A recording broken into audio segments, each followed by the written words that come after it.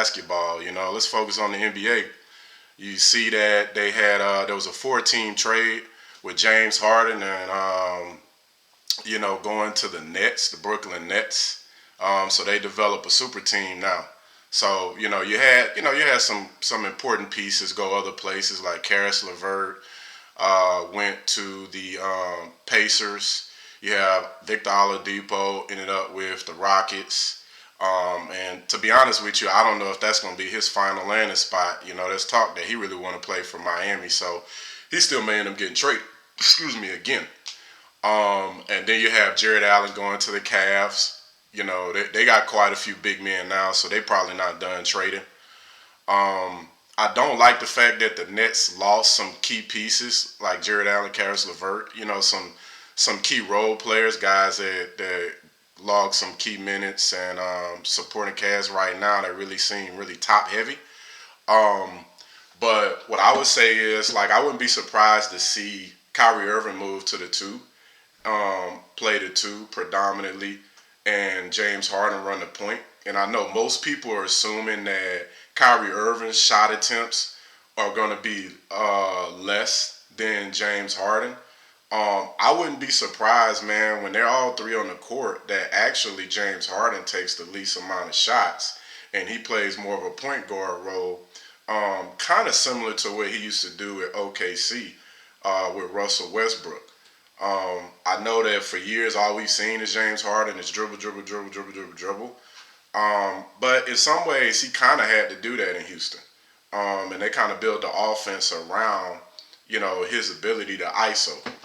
So time will tell. We'll see how everything works out for them. I know most people feel like, man, it's championship or bust. But they got to get to the point where they can gel together and figure this thing out. On paper, they look great. Um, Now, in terms of like some of the hows, how did we get to this point? Well, the reason why we got here, man, is because James Harden has wanted out of Houston. Um, you know, Throughout the off season, I mean, it started training camp. Man, the dude was missing training camp because he's partying in Atlanta and Vegas. Then he come back to Houston, same thing, strip clubs, whole nine, man. And so he's missing training camp. When he comes back, he's out of shape. They even had to postpone the season opener.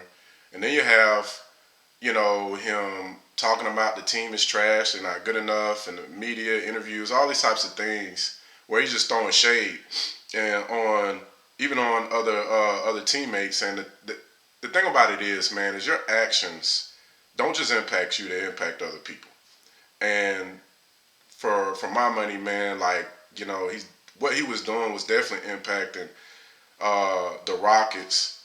The Rockets, the other players, and it's unfair to them. But we live in a day and age, man. Like these players, when they want to go to another team, they'll do everything in their power, whether it's not show up or whatever it is, to force their way out. We seen it with Anthony Davis. You know what I mean? We seen this with who else we seen this with? I know it was Anthony Davis, obviously James Harden. Um, I can't think of anybody else right now. But we've seen when guys, man, they burn their bridges on the way out. One thing I was taught, man, my mom always taught me is that don't burn your bridges because you never know who you may need down the road. And clearly, these guys don't navigate that way. Um, and that's unfortunate, but that's where we are with it. Part of me kind of feels like I wish that it wouldn't. I kind of felt like it just from the standpoint of looking at these athletes are role models, or whether they like it or not.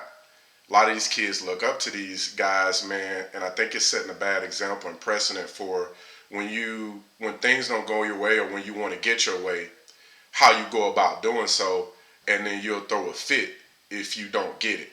Um, to me, that's bad, a bad example to set. But that's the reality of what these guys are doing, and they're not really worried about the example they set. And then just sticking with the Nets, talking about Kyrie Irving, man, this guy has been absent um, from the team without an example, without a, you know, without an explanation. And you got people, getting asked about this, and they can't give a straight answer. His head coach, the GM, you know, there's talk that, of course, the video came out where he was dancing, with his sister for her birthday, and then we seen where he was on a Zoom call during the game.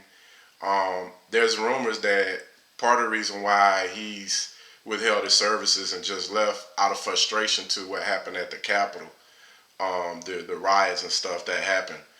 So the thing about with Kyrie is he's so volatile, that you really can't be surprised that he's done something like this before. We've seen when he was in Boston where he just mysteriously, was MIA.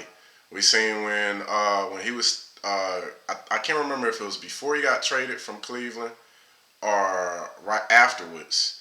And he pretty much made it known, that man, he could up and retire, at any moment. And then through the course of um, the pandemic and this previous season in the bubble, he's all in on, saying, man, I feel like we shouldn't play because of social injustice issues and things. How can we play basketball right now? And threatening to retire, all these types of things. So, to be honest with you, I'm pretty sure Houston wishes they could have, like, Kevin Durant would have signed off on them trading Kyrie for James Harden and keeping the rest of their pieces. But they're so concerned with Kevin Durant. What does Kevin Durant want? Because they want to ensure Kevin Durant stays with their team. They're viewing him as their top franchise caliber player moving forward, and so they've made those moves based on trying to keep him happy and make sure he re-ups with them. So, that's kind of my take on the whole thing.